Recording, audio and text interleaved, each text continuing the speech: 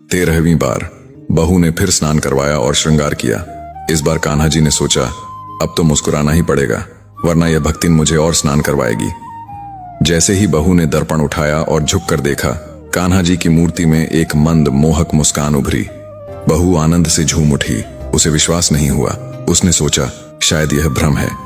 उसने फिर दर्पण दिखाया और कान्हा जी फिर मुस्कुराए। उनकी वह मनमोहक हंसी बहू के हृदय में बस गई। उसने बार बार दर्पण दिखाया और हर बार कान्हा जी की मुस्कान और गहरी होती गई। उस दिन बहू ने प्रेम से भोग लगाया, आरती की और बाकी सेवाएं पूरी की। अगले दिन भी उसने यही किया और कान्हा जी को ठंडे स्नान का डर याद आते ही वे तुरंत मुस्कुरा देते।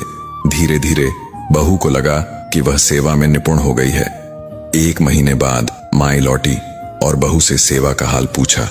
बहू ने कहा, माई, पहले दिन तो सेवा कठिन लगी, लेकिन अब मैं निपुण हो गई हूँ। कान्हा जी रोज मुस्कुराते हैं। अगले दिन माई ने खुद सेवा की और दर्पण उठाया।